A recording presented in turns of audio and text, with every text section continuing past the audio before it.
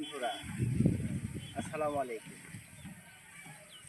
অত্যন্ত গরমের কারণে এই প্রকৃতির মাঝে চলে এসেছি। দেখেন কত সুন্দর। এটা কি আপনারা কেউ বলতে পারেন এটা কি? এটা হচ্ছে দুধ কাওয়ান। এই দুধ কাওয়ান কিভাবে ব্যবহার করা হয়? এই দুধ কাওয়ান এখন শীষ চলে এসেছে, এটা পাকবে।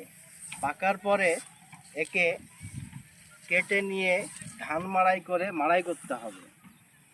এরপরে শুকায়ে এর ভিতরে চাউল থাকে, সেই চাউলটা বের করতে হবে।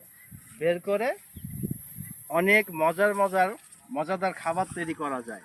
সেটা হচ্ছে আমরা ছোটোবেলায় খেয়েছি, মায়েরা বলতো পটপটি। বেশি দুধ দিয়ে, চিনি দিয়ে, নারকেল দিয়ে, এই চাউল দিয়ে পটপটি করতো।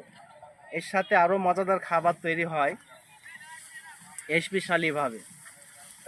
বন্ধুরা, প্রকৃতির মাঝে যদি আপনারা না মিশেন তাহলে প্রকৃতি কি এটা আপনারা কখনোই বুঝতে পারবেন না। প্রকৃতি আমাদের কত সুন্দর সবুজ ছায়া দিয়ে থাকে। এই প্রকৃতি আমাদের জীব বৈচিত্র্য অনেক কিছুই আমাদের মাঝে রক্ষণাবেক্ষণ করে। তো আসুন, প্রকৃতির মাঝে আসুন। মাঠে কৃষকের আমরা মূল্যায়ন করি না, কিন্তু কৃষকদের জন্যেই আমরা খেয়ে পরে বেঁচে থাকি। কৃষক যদি এই ফসল না ফলায় তাহলে কি আমরা খাবার পাবো? এখন 70 থেকে 80 টাকা কেজি চাউল কিনে খায়। কৃষকরা যদি এই চাষ আবাদ না করে তাহলে আমরা 300 টাকা কেজি দিলেও চাউল পাবো না। তাহলে কি সবার উপরে এই কৃষকদের সম্মান থাকা উচিত আমি মনে করি।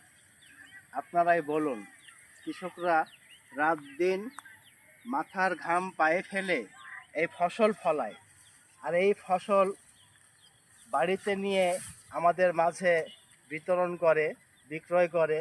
এই ফসল খেয়ে আমরা বেঁচে থাকি, আর ওদেরকে আমরা কৃষক বলে ছোট ভাবে। এটা কি আসলেই ঠিক? আপনারাই বিবেচনা করবেন।